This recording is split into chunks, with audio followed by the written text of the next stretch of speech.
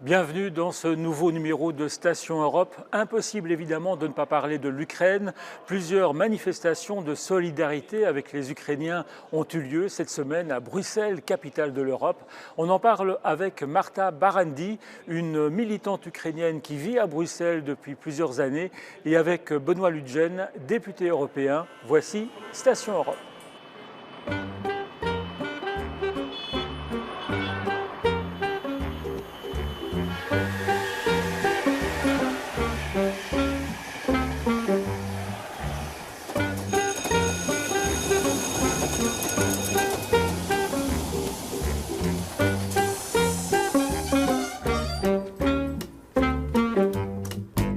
On se retrouve sur le plateau du Parlement européen à Bruxelles et tout d'abord je vous présente Marta Barandy. Merci d'être avec nous.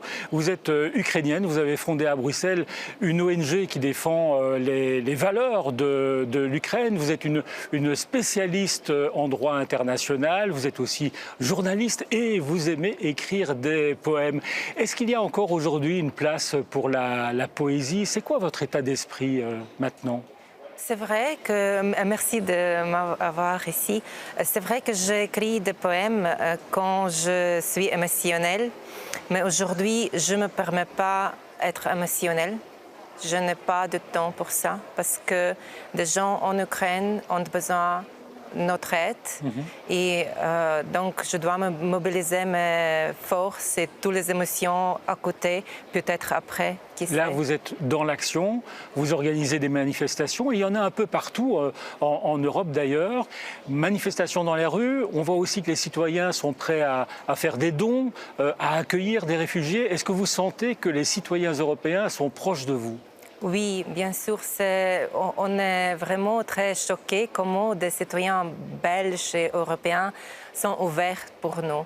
On a reçu plus que 700 offres des maisons, des appartements. On a reçu des offres des écoles pour les gens qui viennent. On a plus des offres qu'en fait des réfugiés pour le moment. Vous dites 700 offres au niveau de Bruxelles ? 700 offres, juste nous qui ont reçu les messages par Promote Ukraine, Facebook page, moi des appels, mais il y a bien sûr plus que des gens qui reçoivent des offres. Mes copines disent voilà, j'ai reçu les offres, qu'est-ce que je fais avec ça?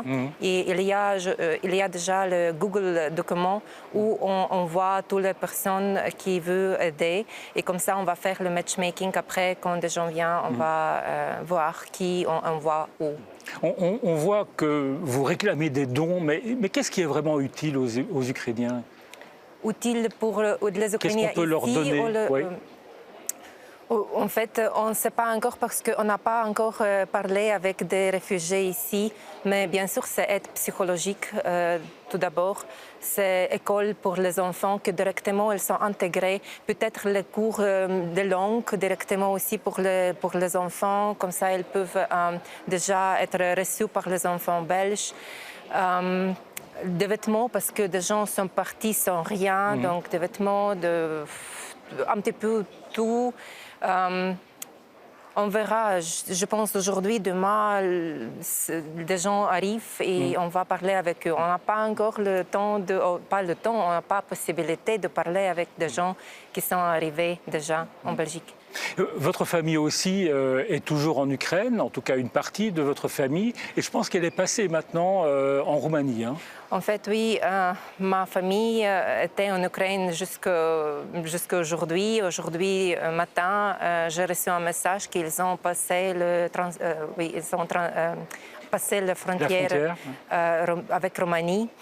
Et peut-être ils arrivent ici, mais on ne sait pas combien de temps ça va prendre. Et une partie, bien sûr, en Ukraine, des hommes ne peuvent pas partir, mais les autres, mes tantes, mes cousines, tout le monde sont là.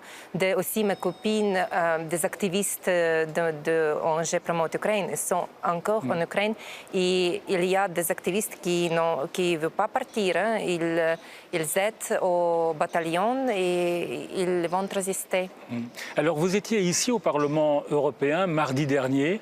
Il y avait une grande séance extraordinaire présidée par Roberta Metsola, la nouvelle présidente du Parlement européen. Mais il y avait également ici Charles Michel, Ursula von der Leyen, et le président Zelensky est intervenu à distance pour demander l'adhésion de l'Ukraine à l'Union européenne. C'était un grand moment d'émotion pour vous? Oui, on a tout pleuré. On a quelques minutes nous laissé de sentir les émotions. Vraiment, ça me touchait comment tous les députés européens ont applaudi à notre ambassadeur et à notre président, à tous les Ukrainiens qui maintenant sont... qui se battent contre Poutine et son régime. Alors, on va recevoir dans quelques instants Benoît Ludgen, mais précisément, tout d'abord, on va regarder cette image, un extrait de cette intervention du président Zelensky, ici au Parlement européen. Le président Zelensky qui déclare être proche de l'Union européenne, proche des Européens. On regarde. Nous sommes exactement comme vous. Donc prouvez-nous que vous êtes avec nous. Prouvez-nous que vous n'allez pas nous laisser tomber. Prouvez-nous que vous êtes européens. Et alors la vie l'emportera sur la mort et la lumière sur la nuit.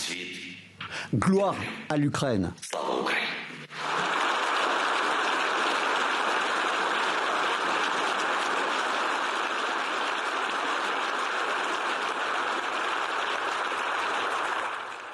Voilà donc cette intervention du président Zelensky, fortement applaudie par les députés européens. Et on accueille maintenant Benoît Ludgen, député européen dans le groupe PPE, le groupe de centre-droit. Merci de nous rejoindre. Je vous présente Marta Barandy. Bonjour. Et Benoît Ludgen, vous étiez là également lors de ce discours du président Zelensky. Je suppose que pour vous aussi, c'était un moment très fort.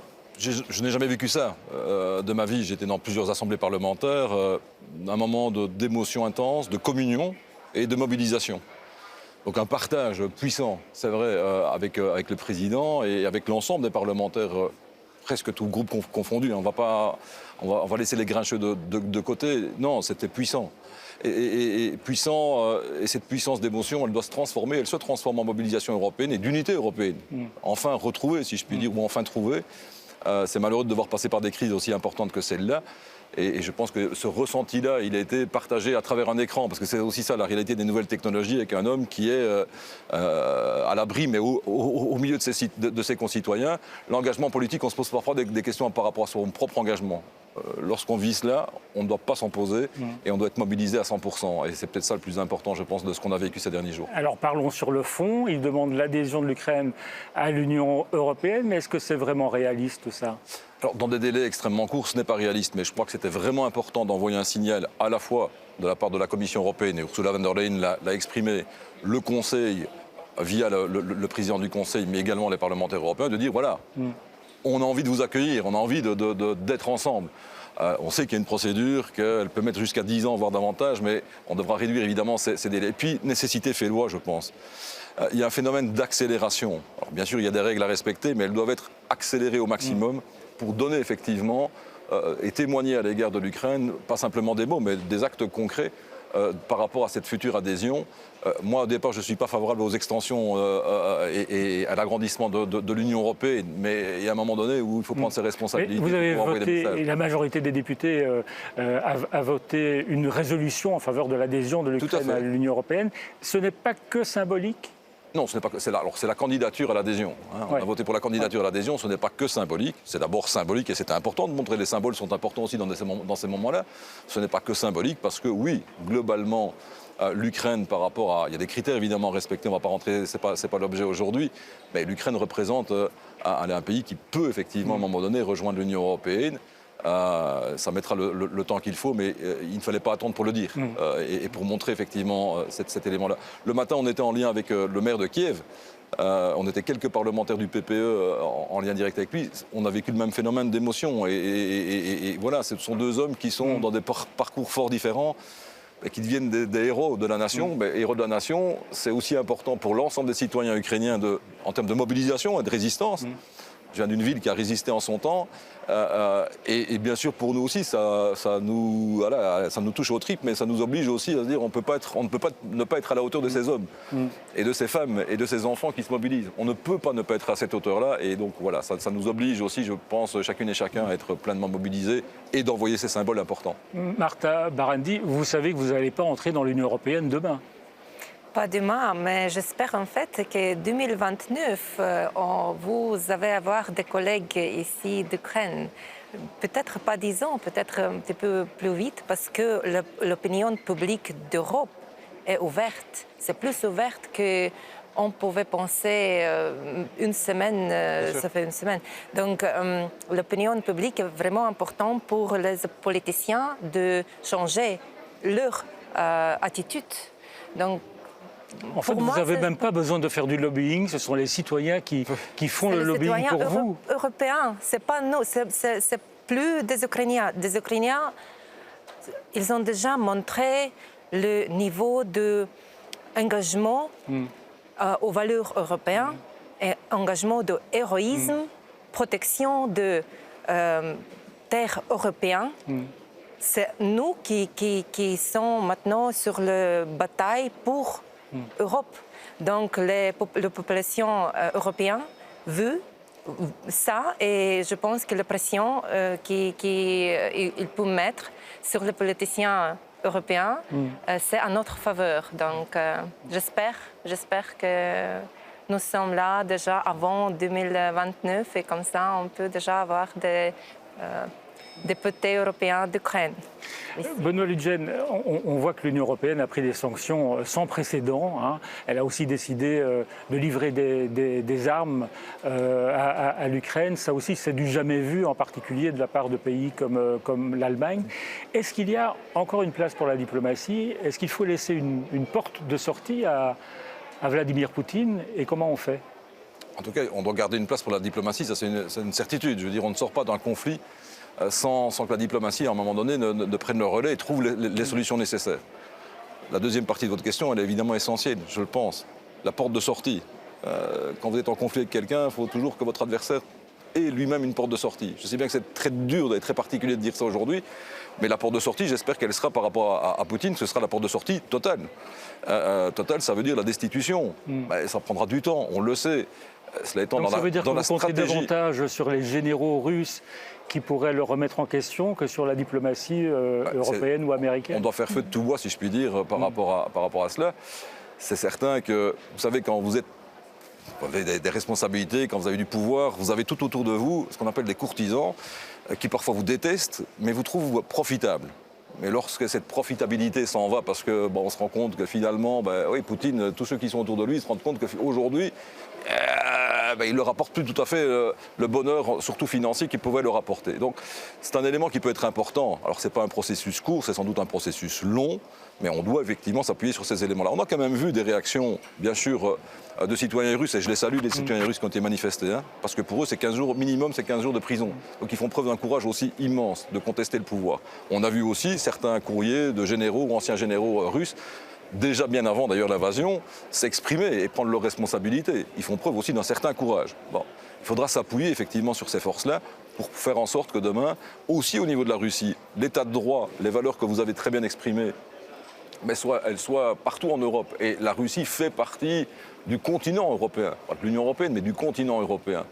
Et sans doute c'est une leçon pour l'Europe aussi de se dire, parmi les critères, il y a des critères, vous le savez, économiques à respecter, pour pouvoir adhérer à l'Union européenne, pour être dans quelque chose qui est semblable, pour que l'adhésion se fasse bien sur le plan économique.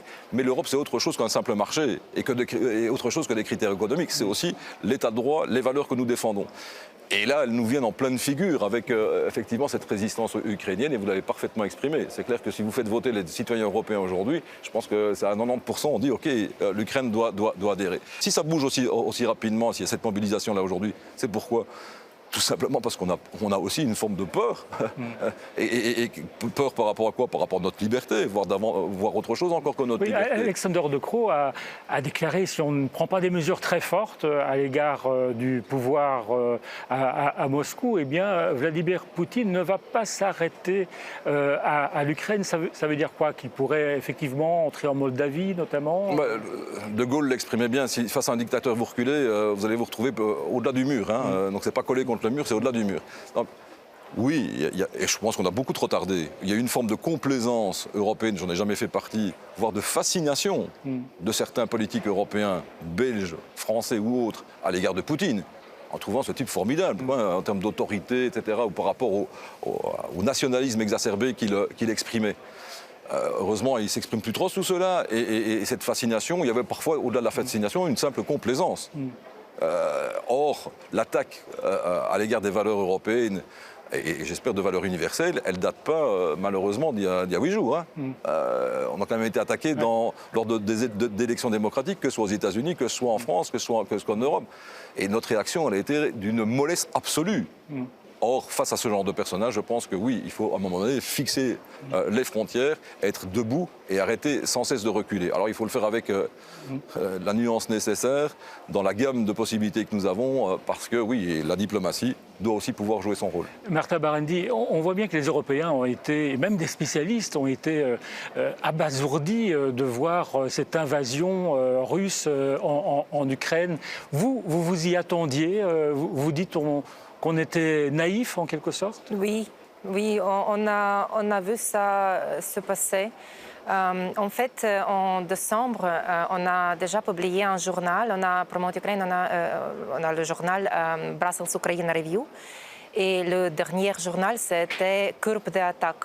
Donc, stop des attaques, parce qu'on a déjà entendu que Poutine va faire invasion en Ukraine, mais on ne savait pas quand. Moi aussi, je pensais qu'il va envahir, mais pas assez brutal, juste tuer des gens à l'hôpital, aux hôpitaux, des maisons, va bomber des maisons. Aujourd'hui, vous avez peur de quoi? C'est quoi le pire qui pourrait arriver? Première chose, les attaques, par exemple les attaques chimiques. Qui sait, peut-être aussi, pas peut-être, mais les catastrophes humanitaires, si des gens dans les villages n'ont plus à manger, s'il n'y a pas assez de nourriture, on va voir des gens mourir. En Ukraine, encore deuxième fois, on a eu déjà le génocide, vous savez, Holodomor en 1933. Et maintenant, peut-être encore une fois, on va voir des gens mourir parce qu'il n'y a pas de nourriture. Ça, on a peur de ça, mais la résistance ukrainienne est très forte. On ne donne pas notre terre à Poutine. C'est soit des Russes, soit des Ukrainiens. Je ne pense pas que la place pour diplomatie, c'est fini. Pour nous, c'est fini. On a demandé 8 ans de ne pas de stopper de Nord Stream 2. Okay? On savait que c'est l'instrument de guerre pour Poutine. On a dit ça ici au Parlement européen.